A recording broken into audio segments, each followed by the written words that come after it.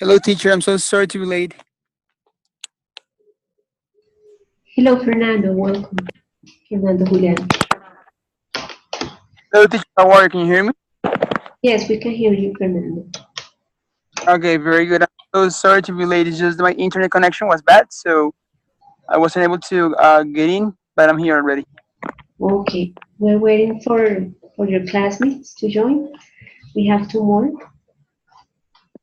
In total, the course has 11 students, so I will wait a little bit more before we start.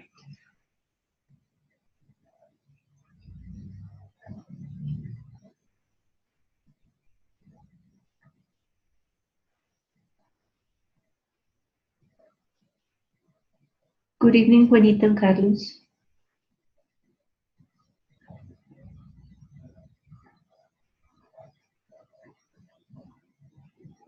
Good evening, teacher. Welcome to the encounter. I'm waiting for your classmates to join. I will wait 3 more minutes. Okay. I have one question, teacher. I'm sorry. Tell me. I just read that you are planning to do the encounters on Wednesdays from 6:30 to 7:50 p.m., but it's impossible for me to attend. That day. What about Thursdays? Thursdays, I have the other class, literature, so I won't be able. Okay, so Thursdays any time any time. I mean, you have classes, you have encounters from 6:30 to 9:30 on Thursdays. Yes, I have the other class on Thursdays too. Okay. Well, in that case, we will stay with the same schedule. Juanita, what about you? What about other days?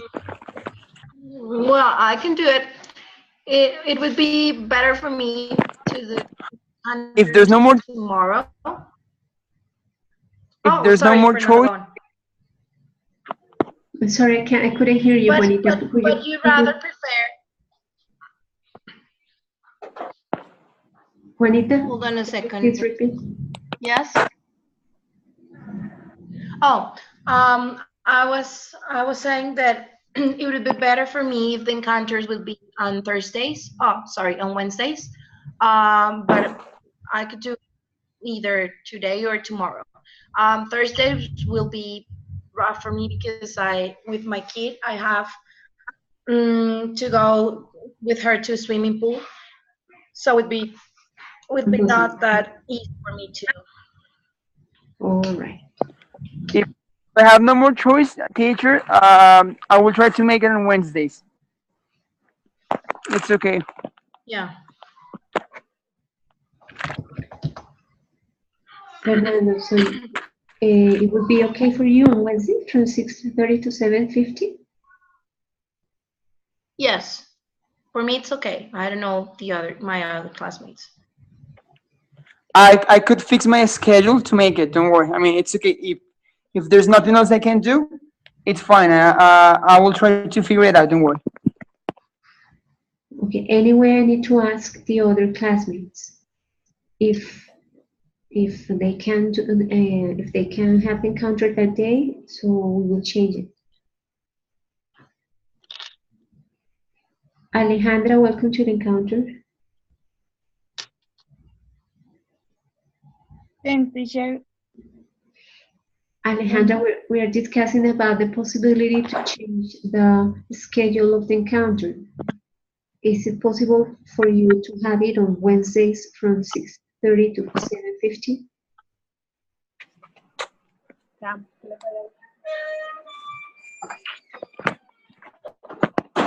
Are you talking to me, teacher? I'm sorry. No, yes, Alejandra.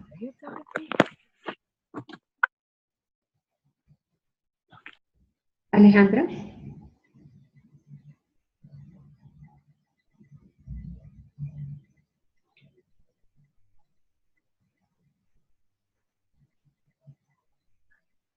Diana, welcome to the encounter.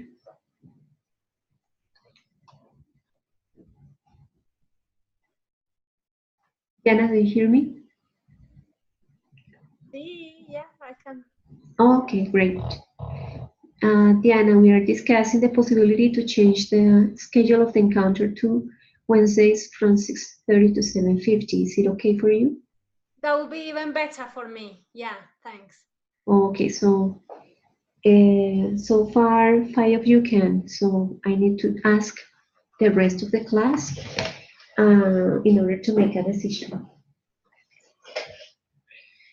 Alejandra, thank you, Diana. Alejandra, do you hear me?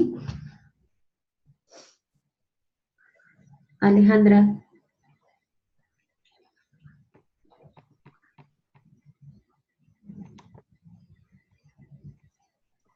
Teacher? okay. Hello, Alejandra. Hi, teacher. Alejandra, is it possible for you to have encounters on Wednesdays from 6:30 to 7:50?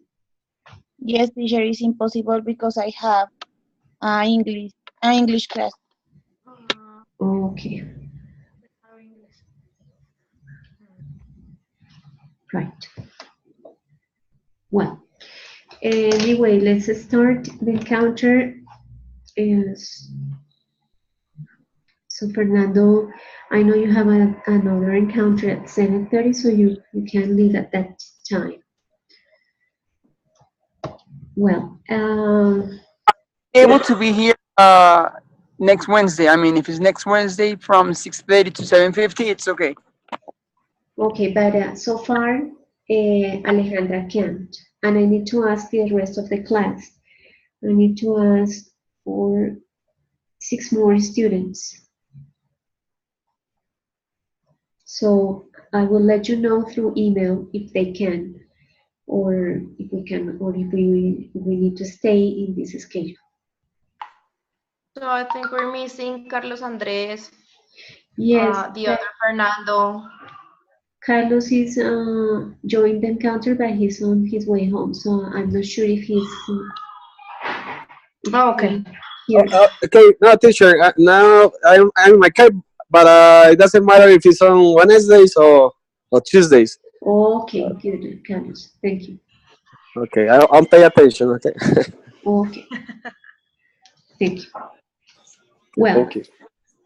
we are going to discuss tonight the readings that you had last week.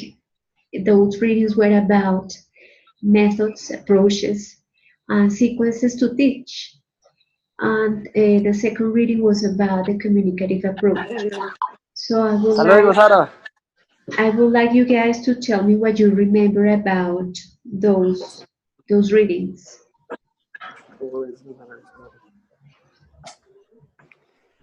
Mm.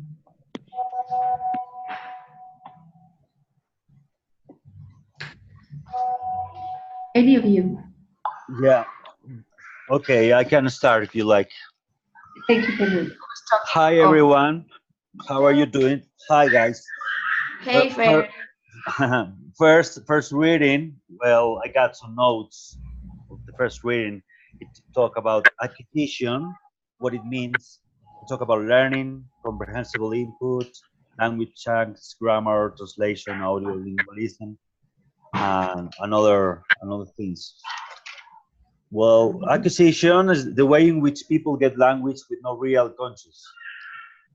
Learning is the contrary. The contrary. It's a conscious process where you get a language, where a Exactly. language is studied and practiced in turn.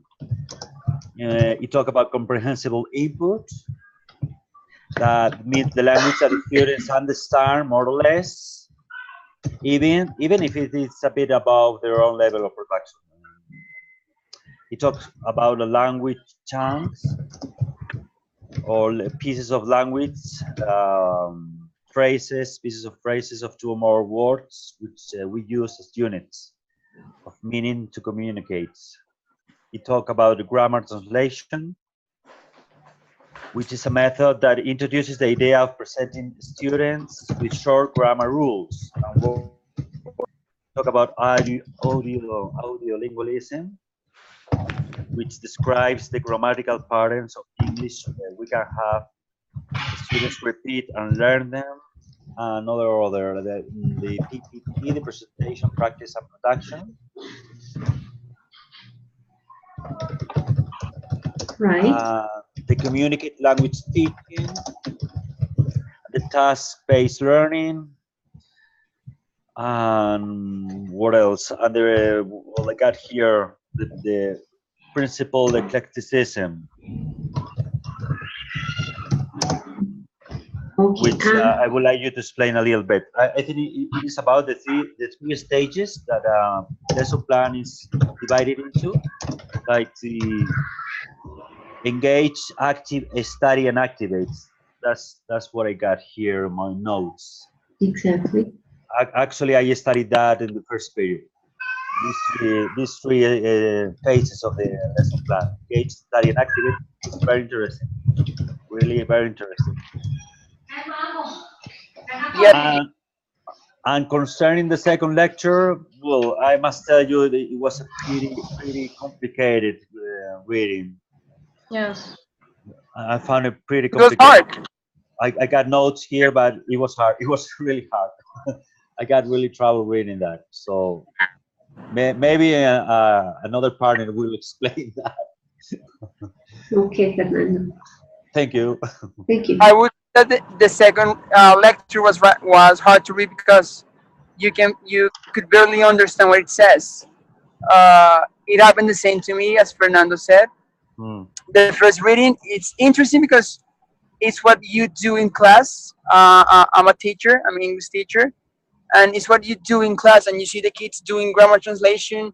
You see the kids doing audiolingualism and the sequence to teach English. I mean, it was a great lecture. I enjoyed it really much. But it happened to me the same thing with Fernando. It was really hard for me to understand the second reading. I had to read it like 3 or 4 times to try to understand what it says. It was kind of hard, but I think the first reading, the first lecture was pretty cool. I liked it very much. Fernando, what did you get after you read 3 times? What information or what do you remember about the second reading? If you give me a little bit time, I will tell you because I have my notes at home. I'm Oh, driving right now. Give me one, like 5 minutes, and I will tell you. okay, good. Somebody else wants to say something about the readings?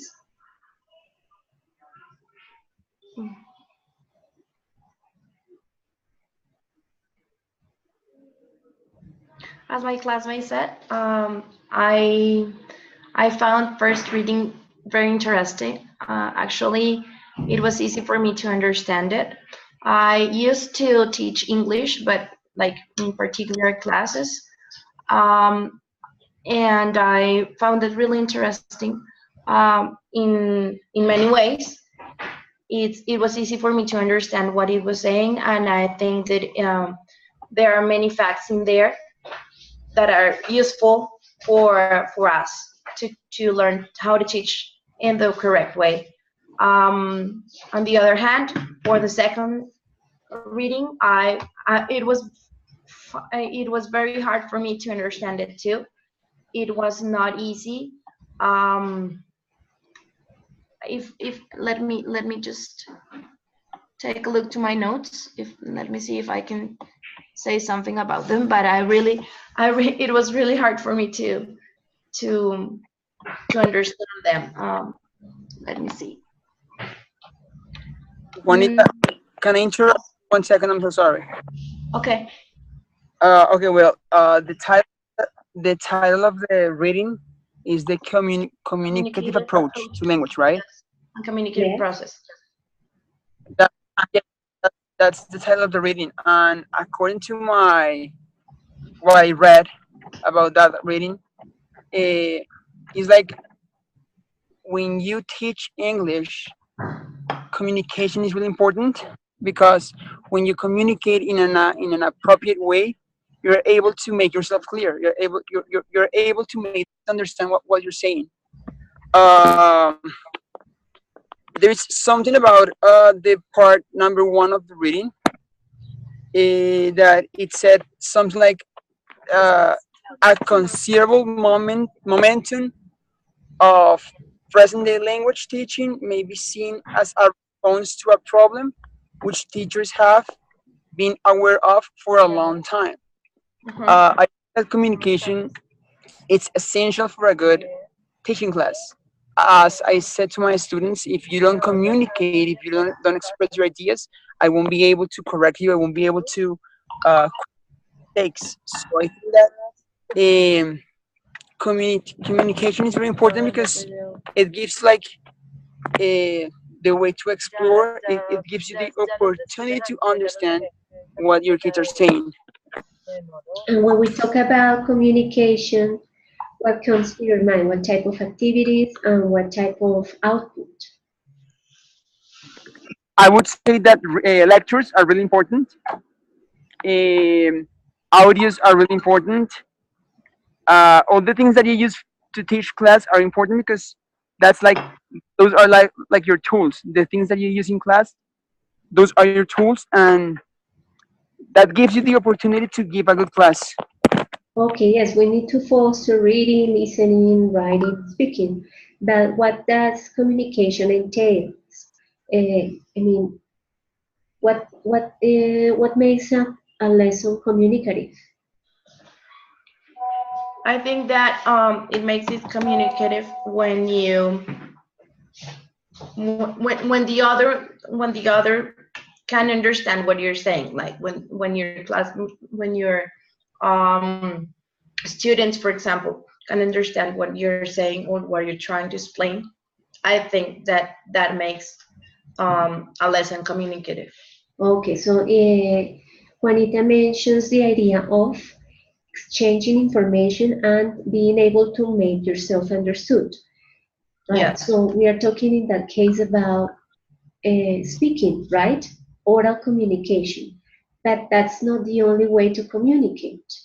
We don't only speak to communicate, We but can we also. communicate using images or videos or audios too, or readings too. Okay, so we communicate in a written way and in an oral way. So if I want you if I want you to, or if I want to share information with you, I talk or I write something to Hmm. you, right? Or as you mentioned, I can use nonverbal communication like visual aids, right? So communication entails not only reading, writing and speaking, but also nonverbal communication. Yes. All right. Diana raised the hand. So Diana, could you please tell us your ideas about the readings or about the idea of communicative lessons? Just to make a parenthesis about the first part of the reading communicative approaches and communicative processes. Right. Um, I found something really interesting that I think apply to Colombian students. And it's here at the beginning of part one when it says, talking about communicative approaches, it is the problem of the student who may be structurally competent, but who cannot communicate appropriately. So I was just thinking that when you get to university, when you're doing your degree, students have been in Colombia have been studying English all their life, and they are able to explain to you what is the present perfect, what is the present perfect progressive. But when they get to talk, like the reading was mentioning, maybe talking to a stranger about a light, to get a light, they cannot do it. So for them, for the majority of students, English students in Colombia, they have very clear all the grammar. But when it's time to speak, and to communicate, they cannot do it. So that's when we have, as teachers, that's when we have to introduce a communicative approach, just to know how not only to teach the language, but to teach the students how to communicate in the language. Everyday English, something that is practical that they can put into practice every day, not just the structure. So that's just what I wanted to mention. The two first paragraphs. Very good, Diana. So that's our reality. Our students focus on accuracy. So we have our students to practice how to write affirmative, negative, interrogative sentences accurately. Yes. We introduce some vocabulary. We explain some grammar topics. We have them practice it by doing different exercises, and we have them just students who know the tenses and know how to write some basic sentences, but they cannot use them. They cannot have a conversation. They cannot interact, or they cannot even write a complete paragraph to communicate their ideas. So what we usually see in classrooms in Colombia are grammar-based lessons. As I told you, the teachers choose a topic, let's say present simple, a grammar topic. Then they choose a list of vocabulary to practice that. Let's say daily routines. What they do usually is to use visual aids to present daily routines vocabulary. They have students to practice that in an oral, in a written way, meaning to repeat the pronunciation of the words, and then they explain the grammar of present simple, and then they have students write sentences in present simple using the vocabulary, and that is non-communication. Okay, very good, Jana. Somebody else wants to say something about the Yes. communication approach? I would have to agree with what Diana said. It is important to know how to approach your students. If you have no idea how you approach, your classes are not going to be productive. Your classes are not going to be good. So yes, that's important to mention. Thank you very much, Diana. Okay, what do you guys remember about TBL or grammar translation method or or audiolingualism?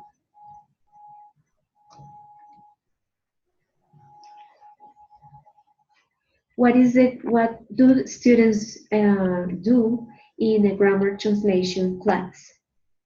In a grammar translation class, what they do is that, if I quite remember, uh, what they do is they translate as they believe it is, right? They translate that they'll sound like if I was wrong. The grammar translation is Go the ahead. one they use to translate. If I'm not, give me 1 second because I'm confused. Give me 1 second. I'm trying to organize my ideas. I'm sorry. I can give you a hand. I can give you a No, hand. just let me go ahead and try it, please. All right, don't worry, man. Don't worry. We I'm are nervous. Sorry, I'm nervous. That's the we reason are why. we are here for help. Yes. Anyway, here grammar Yes. translation. Grammar So translation is when the teacher presents students a short grammar rules and word list, uh-huh. and then the students use that information to translate short sentences. I'm so sorry. Yes. Have you Yeah. guys tried with Duolingo, for example? Yes. Okay, Duolingo uses that method. So we have a series of vocabulary that is practiced, and then the students see some sentences that they have to translate into their L1 or the opposite, right? When we just do that, we are just focusing on grammar. We are having the students translate. from English to Spanish or from Spanish into English. Uh-huh. And that's it. There is no communication. What about audiolingualism? What do students do in an audiolingual lesson? Do you mind if I interrupt again? Go ahead, Fernando. I'm so sorry. It's just that I'm so participative today. Okay, what do Okay, you... isms is when the teacher presents the students grammatical structures, and the students repeat them more than once. Exactly. So when we have our students work on oral drilling, that is important, but that cannot be the whole lesson, having the students repeat sentences and that's it, right? We usually use oral drilling because we want our students to get confident about the pronunciation of the sentences. And that is good. That if the class is just focused on that, then where is the communicative objective of the lesson? Okay, what about TBL? What's that? Or PPP, presentation, practice, production.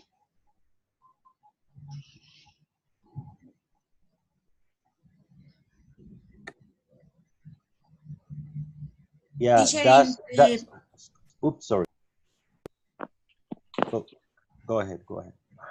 in the PPP lesson, the teacher presents the situation for the language in the context and explain with different example the meaning of the teacher presents or of the new language. And after the students practice making different sentences with the grammar or context present. Exactly. That's the way we usually have lessons. The teacher presents the language. The teacher teachers have students to practice the language, and at the end, teachers have students to use that language studied to produce something, a conversation or to write something. What is wrong with PPP?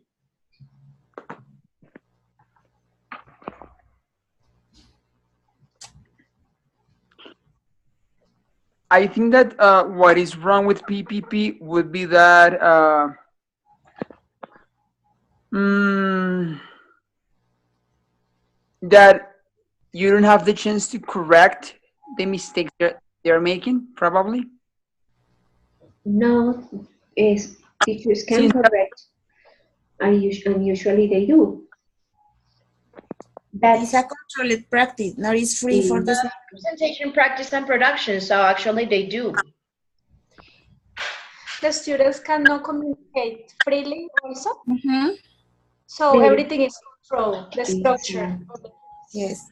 Control. So the Exactly. students have the freedom. Very good, Jana. So methods range from those ones who in which the role of the teacher is to control everything, to plan the class, to plan all the activities, and to tell the students what to do. And on the other hand, we have methods in which students are more active, they make more decisions, and they have more opportunities to be part of the lesson. So in the readings that you had, a very good method was mentioned, which is PBL, which is project-based learning. Probably you have heard about it. Project-based learning is on the other side of grammar translation. So it means that students actually need to think more and make more decisions, right? And that is important because they need to develop those skills.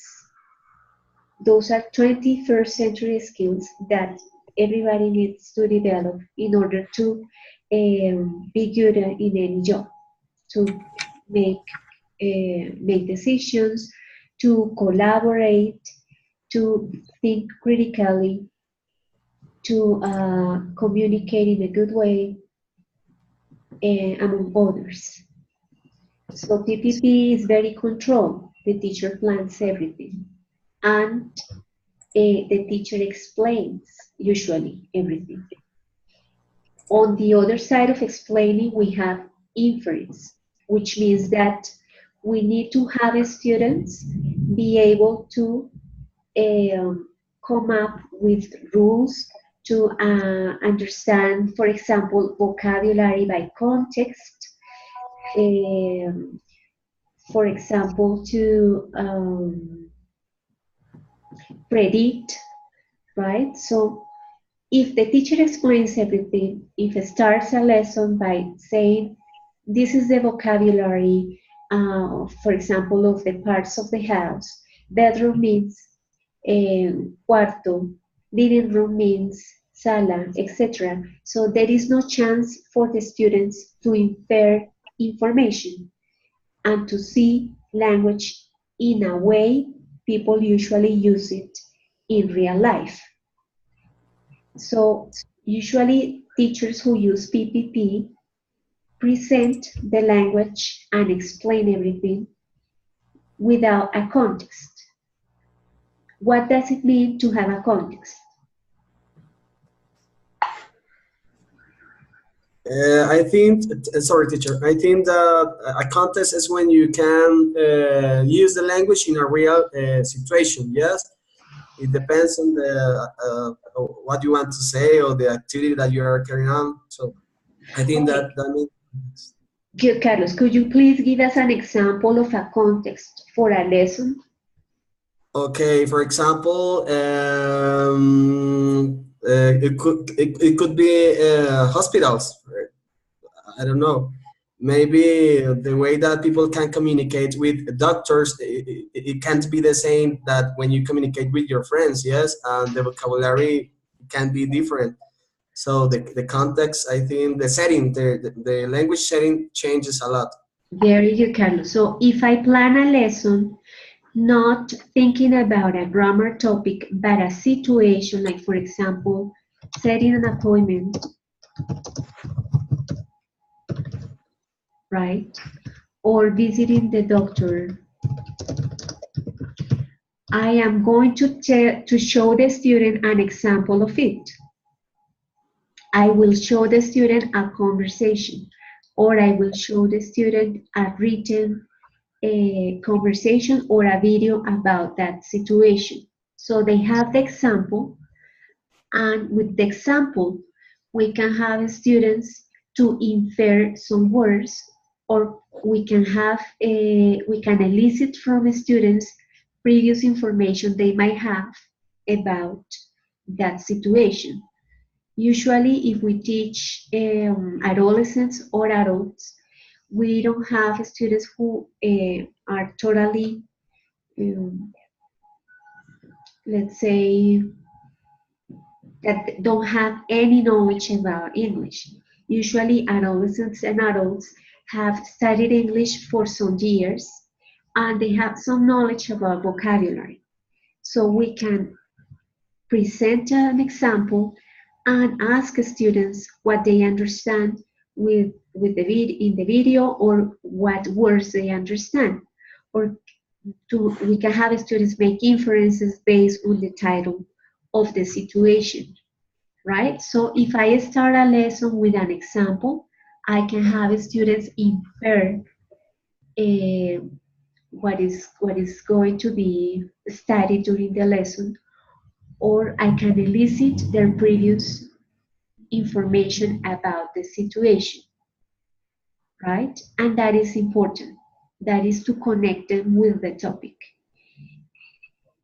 If I just start a lesson by saying, okay, I'm going to plan a lesson about present simple and I'm going to show the students flashcards, that is giving the students no context.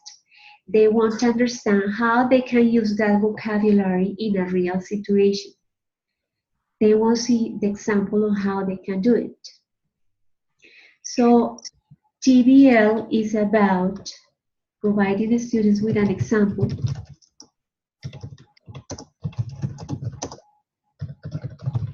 help them to understand the example,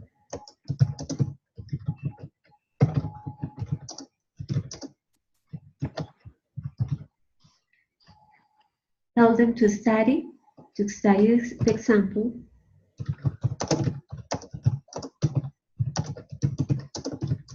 so that at the end of the lesson they can produce something similar.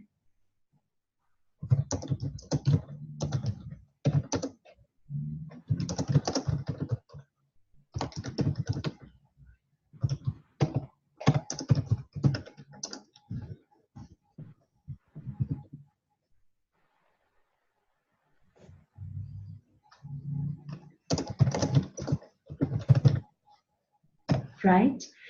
TBL has have a sequence of 6 steps or stages that you didn't read this time, but I'm going to share with you right now.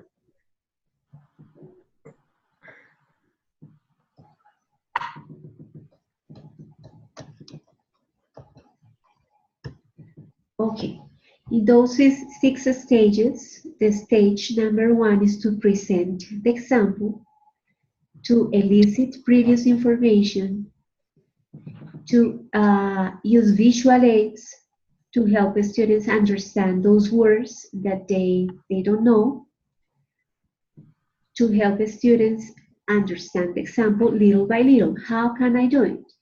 With visual aids, with gestures,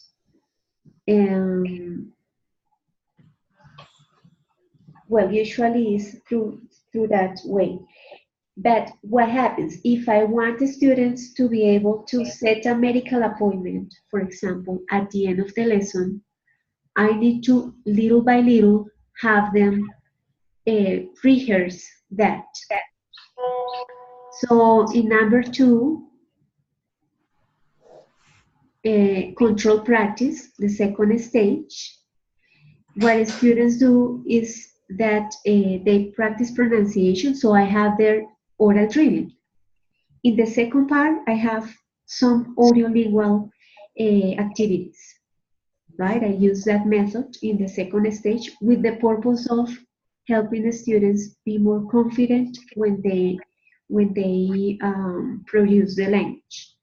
I'm not telling them to create anything, but to practice the example. So I will show, if my topic is setting a medical appointment, I will have the students to read a conversation and to repeat each one of the sentences after they hear them. Stage number 3 will be to have students listen to more examples and to do listening exercises about it. I mean, listening comprehension exercises. And, well, games could be introduced there or used there in order to have students understand the listening activities in stage 3. In stage 4, students practice grammar. So, what grammar can be found in setting a medical appointment? Could be the use of could be the use of may, could be the use of will, right? So what the teacher needs to do is to take from the example some sentences that will be used to have students analyze them and see if they can come up with the rule. So let's say that in the example, in the setting an appointment, one of the sentences, could you come next Tuesday at 9? So I will write that sentence on the board, and I will have students see if there are others in the example that are similar. So by writing those words, those sentences on the board, the teacher needs to elicit or to foster better inference. Students need to be able to analyze the sentence and try to come up with the rule. If they don't come up with the rule, the teacher explains, right? But the difference between approaches that are more focused on the teacher and the approaches that are more focused on the student is the level of control that the teacher has. So how much students participate, how much can the students infer, right? Okay, stage number 5. These stages are taken from Noonan, a book from Noonan, and you might find other 3 stages from Willis, but these are the ones that are taken from Noonan. Stage 5 will be to have students change some things, some words from the example. If, let's say, some vocabulary or some questions. So let's say the students will change. It will be, could you come on next Tuesday, but could you come next Friday? And it won't be at 9, but it would be at 6, right? So the students will try to change some words from the conversation, because what TDL promotes is to help the students little by little understand the example so that at the end they can create something similar.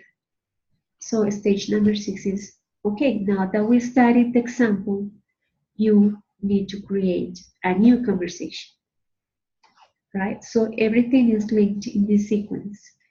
And the purpose of the lesson is communicative, because it's not based on a specific grammar topic, but it's based on a situation that they might probably use in real life, which is, how to say, a medical appointment. It could be any other, but for the example, we chose that. Do you guys have questions about this sequence? Yeah. So here the key point, let's say key point, right, is to choose a good topic. I mean, we have to be creative to choose a good topic, or we can get a book where you can find topics and just use them. No, We have to create them. Yeah. Usually what we have in the books is the column that is called functions. Yes, we have in the syllabus a column that says grammar. Usually in the books it is divided with reading, writing, listening, speaking, and we have a column that says functions. That is the one that we will use. If the book doesn't have it, then the teacher needs to create one. But ideally, what we need to do is to come up with something interesting for the students' ages, right? Because it won't be the same to have a class with adolescents and to have a class with adults. They won't be interested in the same situations. So even if this method has some control of the teacher, because the teacher is the one who decides the communicative objective, is the one who decides what will be the final outcome. What happens is that the student will have more opportunities to make inferences and more opportunities to work in groups and to create something in a sequence that is coherent, because it takes the students from the easiest to the most difficult exercise. Right? Yeah, and throughout a lesson, you always follow your topic, right? You Exactly. focus on your topic. Exactly, yeah. Okay, to do the activity. So everything during the lesson is taken from the example that is presented at the beginning, everything. Right, and next lesson, you're supposed to change your topic? Is it appropriate? Or depends, right? If students achieve the objective, or if they need more practice. Yeah, I suppose that the topic should engage motivate the students, right? It should. If it doesn't Yeah, engage the students, it will be a waste of time because yeah, students won't do anything. yeah, right. So that what you mentioned, Fernando, is the bad part of TBL. Even though the sequence is coherent, it might happen that students are not interested in the task that is proposed. So students might be not interested in practicing how to set a medical appointment. And then they will get demotivated and they won't achieve any goal. So that is the bad part of TBL.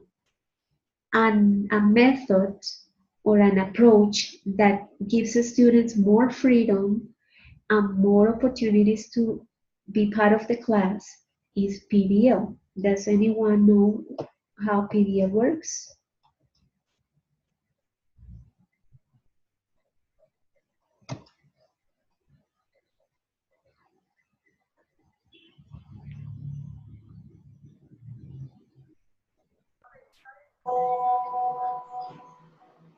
What do you ask? PBL? Repeat PPP? the Right. question, please. Can you say it again? Does POT? anybody know PBL, project based Project. Uh-huh. learning? How does project based learning work? What does it entail? What do teachers do? What do students do? You you s- you said before that they work in a project, but I don't really know. I don't really know. Project. It, it's like the students are more creative in this method. That's what you said before. That's what I understood. They are more creative. The teacher Exactly. doesn't intervene that much, so they participate more. I don't know. Meaning. Does anybody know something about PBL? I have heard a little bit about it, but I don't remember, teacher. Okay, Is it, anybody?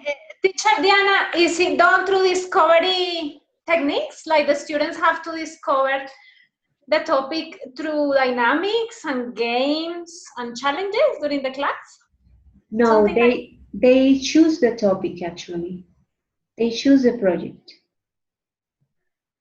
but is it all centered on the students, right? Yes,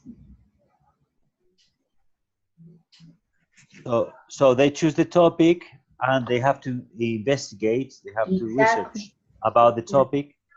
So mm, the work is more like creative, more autonomous, It's more Teacher, independent. I sorry, have it's for them to I have one demonstrate question. their knowledge and skills, right?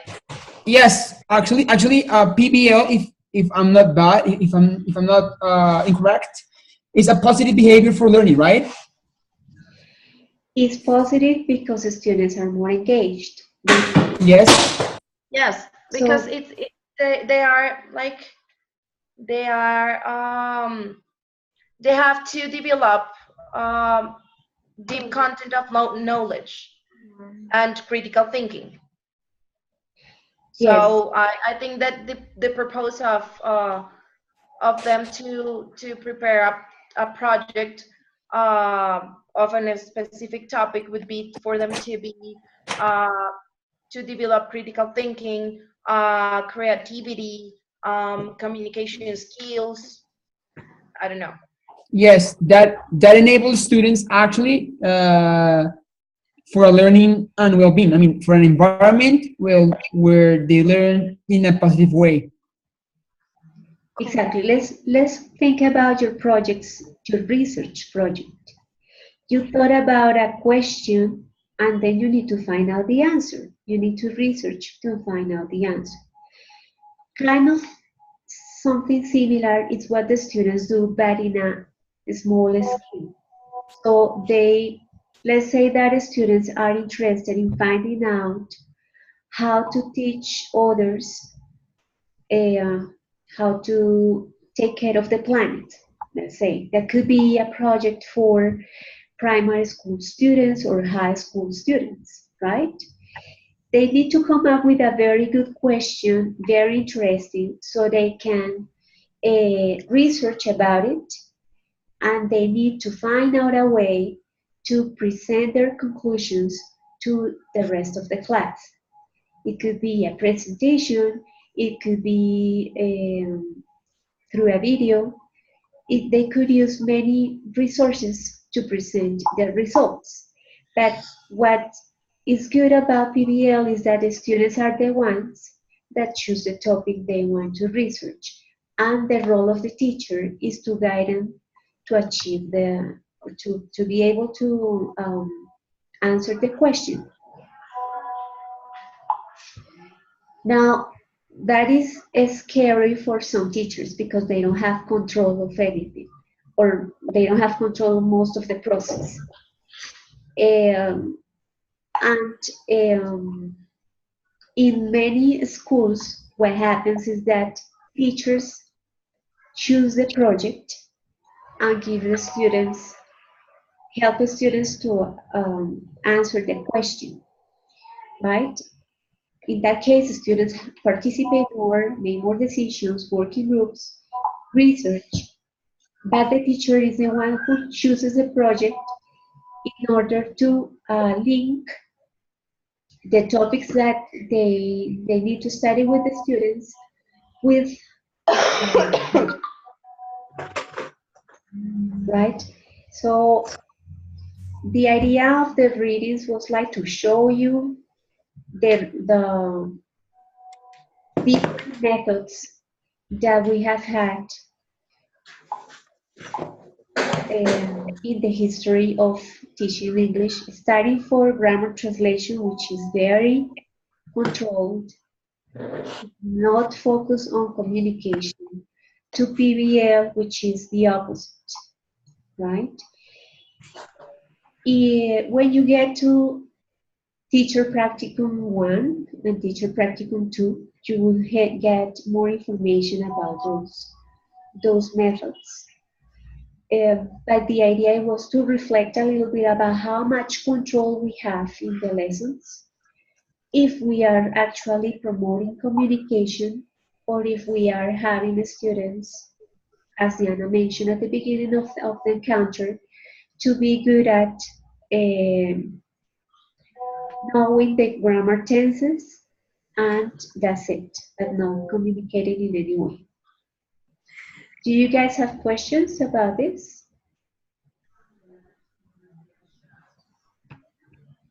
No. No, so far it's clear. Thanks. Quite clear what you're explaining through examples also. Sorry, teacher Diana, I have to leave you. I have to go Okay. to Didactica class, so I'm sorry about that. Don't worry. Leave us. Oh, don't go. Bye-bye. Actually, I have a question, but it's a Stay different with question. us. Maybe next Wednesday. If we change, we see you next week. I see you next week. To see I'll you let you again. know through an email if we can. Take notes, and you tell me later. Thank you. Bye. Bye. Bye, Fernando. Bye. Okay, who said that had a question? Me. I Who have a is question. The thing is that, but it's a different thing. It's a question about the quizzes, the reading comprehension quizzes. Yes. So I've noticed that when I filled the entire quiz, there was not a grade in there. It was just waiting for. It says pendiente de revisión. Ah, okay. So I was wondering if is there any chance for you to leave, like to let the quiz let us know our grades once we've finished filling it, because I had to wait until Monday to know what my grade was.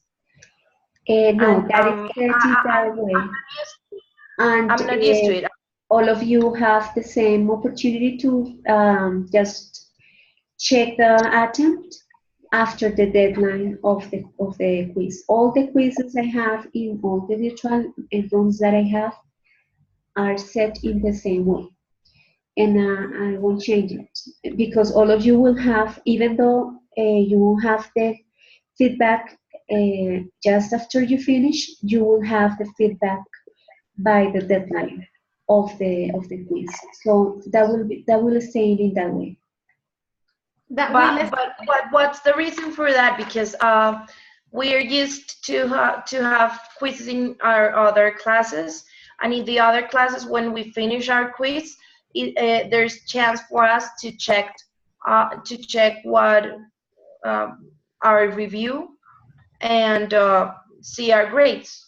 So It's I don't right, know. Juanita, but anyway you have the chance to review your attempt after the deadline. I mean, you have the chance to check every single answer after the deadline. So it's not that you won't have the opportunity to see what are your correct or incorrect answers. You have the opportunity, but you just have the opportunity to do it after the deadline.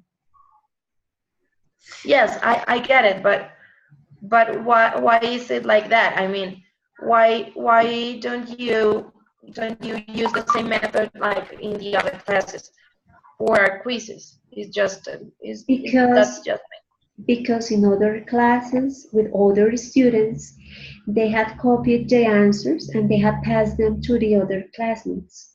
So the other classmates know what the answers are before the deadline. That's the reason why all the students have the answers just when the deadline is.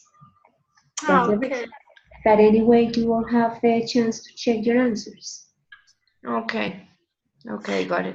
Teacher, I just following Juan's So, teacher, one question. feedback So, straight away. Hold on a second. Hold on, Fernando. What is Diana's question? No. I was just following Juanita's comment that it's nice to have the feedback like straight Yes. away. You are all excited to know like how I did. So I suppose that's what Juanita said as well. Okay, but I just explained the reason why, and it won't change. All of you will have the opportunity to see the feedback of any single question when after the deadline. Fernando, what's your question? yes, so I was going to ask you the same thing. Yes. We're not going to check the grade right away, but after some time, right? After the deadline. So usually you have Okay, so for 1 week. example, if the deadline is due Sunday at 11 p.m., I will be able to check the answers next day, right? Exactly. Okay, teacher. Thank you. Okay. Good. Just a second. I'm going to plug in my computer because it's running out of battery. Okay. Any other question? For this course is about theory. So as you read in the timetable and in the study guides, you have to read something every week, and then you have a questionnaire about the readings. That's the way it works for the whole course. So we will read about how to teach speaking, how to teach listening, how to teach writing, how to teach children about testing, and, and that will be by the end of the course because you know it's short. But it will be always based on readings, and you will always have to take some questionnaires.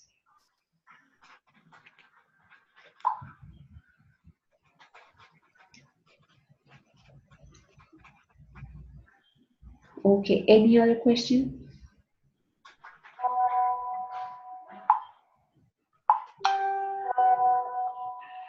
So is this like gonna be teacher Diana the methodology of the class? Like we do a reading and then in the virtual encounter we have the opportunity to share with you and everybody else what we read? Exactly. Not only about what you read during the week, but also about your experience teaching. So I know that most of you already work in a school or in a language center. So The idea is to share with the rest of the class the your experiences when you teach each one of the skills, or your experiences when you grade students, when you test them, because those are the topics that are included in the course. Okay, good. So the idea is to share also our experience, right? Not just Exactly. what and in the theory, but just our experiences. Exactly. So what you will find in the reading is like some tips on how to teach each one of the skills. But the idea is that you also share like the activities that work for you when teaching the skills, or the way you have dealt with teaching the skills, or how you deal with testing the students.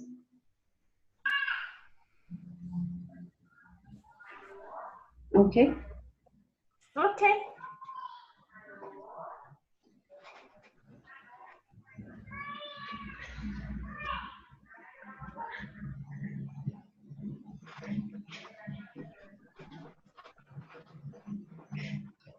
Okay, any other question? No, teacher, is a recommendation that the readings be as clear as possible in terms of the letter.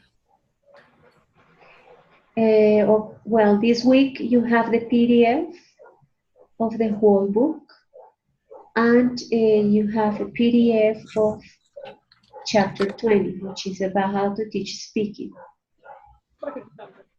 Mm, I don't know if you checked them, Alejandra. Yes, it's because it's is that sometimes they don't look very good. Yeah, And it's it hard. all, It's hard to understand what yes, they say, but it's because of the, I don't know, the format of the letter. I don't know why. yes. Okay, so well, those are the ones that I found. Well, I actually found the PDF of the whole book in internet, but if any of you could please get a better one and share with all of us, it would be great. I didn't get any other in internet, but maybe you have any way to get it from any other page. So it would be great if you can share it. Okay, teacher.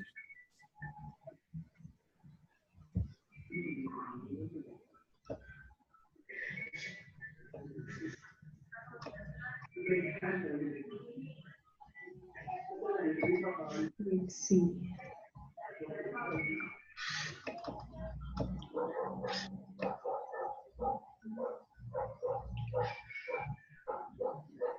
Guys, a question. So, in your experience as teachers, those of you who already teach, what activities promote communication in the classroom regarding like the outcomes that are expected at the end? What type of activities?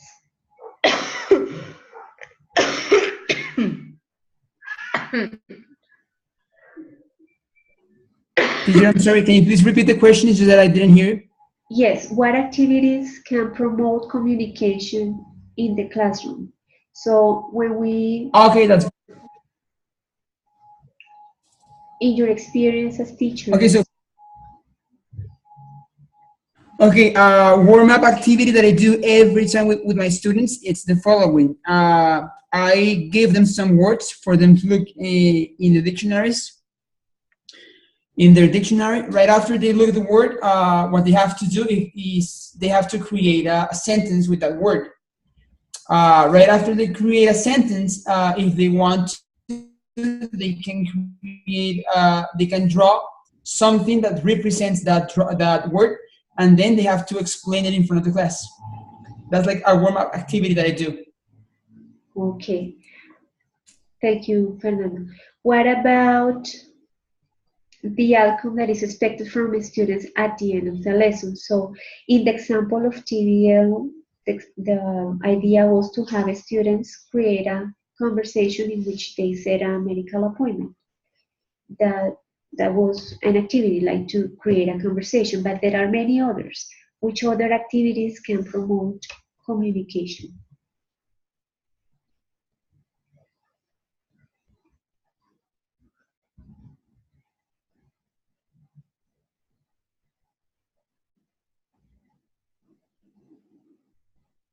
Teacher, I think that all those that are based on daily life or comment something to happen to them a short time ago with a didactic form or way.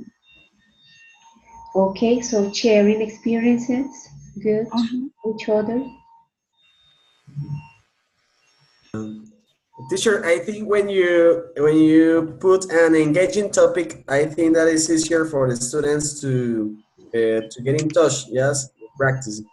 So I think that is something that it gets very engaging for them. Okay, but what would be the last activity that you will ask your students to do in order to communicate? As in the example of TVL, the last activity was to create a conversation. What could Teacher, be, or the, uh, I'm sorry, or the last activity in Alejandra's example is to share an experience. What could be the last exercise of a lesson in which students can actually communicate?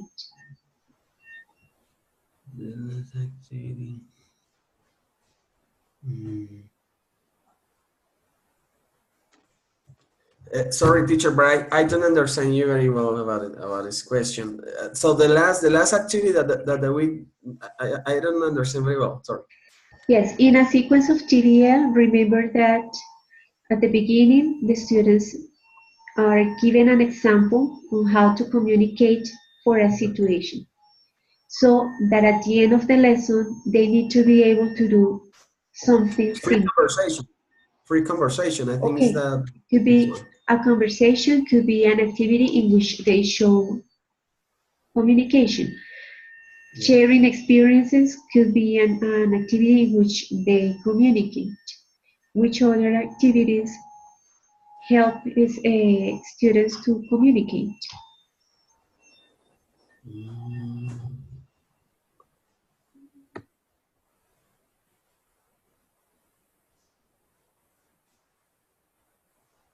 Inviting them to introduce themselves, for example, and talk about what they do or what they like to do. Okay, so that will be a conversation again, a role play at the end of the lesson. So if at the beginning you showed them an example of how people um, introduce themselves, so at the end they need to be able to do a similar conversation. So conversations, sharing experiences, which other activity?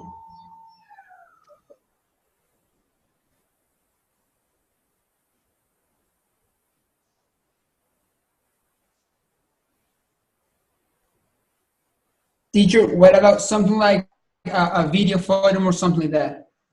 Does it work? Right, yes, they can create a video to present the topic that they research, for example. And Actually, that's what I did last week with a new topic. We were talking about communication and ways people communicate. And I showed them the movie Moana, which is a really interesting movie because they communicate with everything, singing, playing the drums, and everything. So it was a really good class where I showed the movie and then we had a video for them, so that it was good. okay, good. So creating a video to present their opinions or to present their conclusions of a research could be which other? Or make description about of about uh, dates or like children.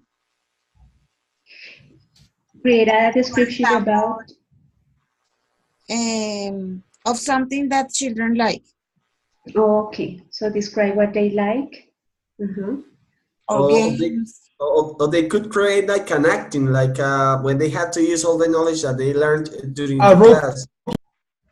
Yes, A role play. a Okay, role play. Yeah. what else? Remember that Um, we don't only communicate in an oral way, we can also communicate in a written way.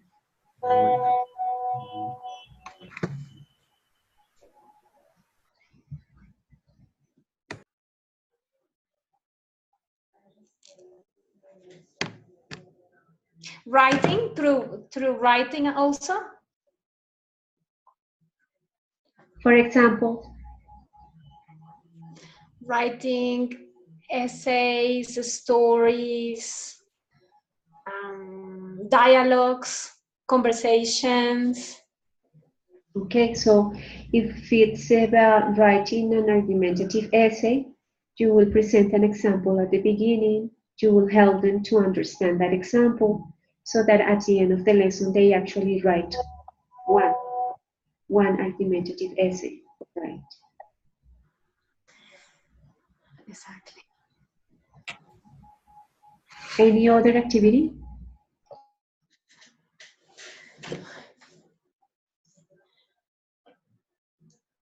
With images or of places or of animals, things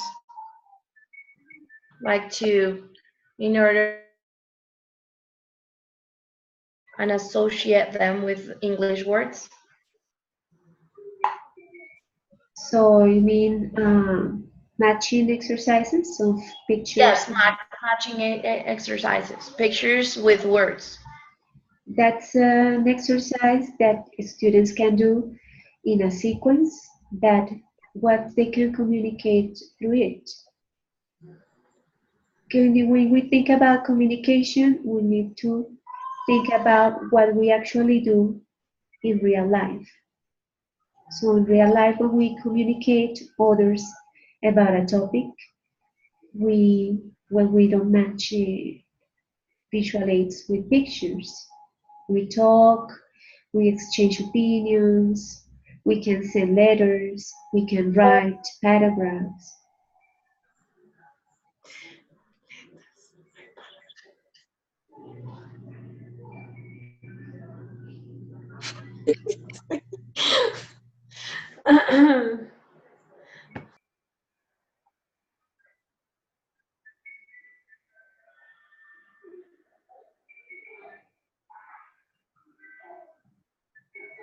Okay, guys, so please think about it and we will share next time other ideas on how to communicate.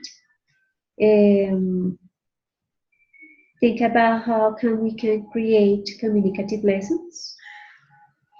I okay. will email you to let you know if your classmates agree on changing the schedule of the encounters.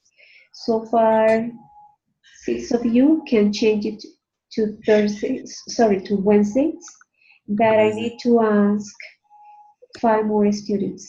So after I get their answers, I'll let you know through email if it is possible.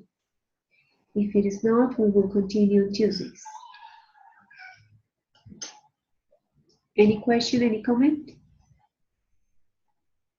So you will write us an email to let us know if it changed or not, right? Exactly. Okay, that's good, teacher. Thank you very much. You are welcome. Any question, comment before we finish?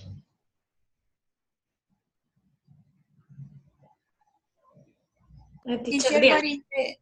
but in the case that I change the class, I do. I Ah, yes, you can, Alejandra. no. So I'm asking because in the poll that we had, 40 students voted for Tuesdays and 40 students voted um, for Wednesdays. For Wednesdays, but for Wednesdays from 8 to 9:30. So Good I'm idea. just trying to find out if I can have most of you in the lesson, and then if just one of you can't, I will deal with that person with a different strategy. But if not, we will stay in the same with the same schedule. Teacher, sorry, just one question, Teacher Diana. Are all the encounters going to be an hour and a half? It's 7:50, and I have a different encounter at 8. That's why I'm finishing right now. Besides, most of you arrive late to the encounter, so please be punctual so we can start at 6:30. Lovely, okay. Okay, teacher, that's good. Thank you very much. So, teacher, would you let us know about the votes for the new schedule for the encounter? Yes, I need to ask your other classmates before I let you know if we can change. How many classmates do we have? 5 students. 5 Right. students are not in the encounters, and so I need to ask them. That's a lot.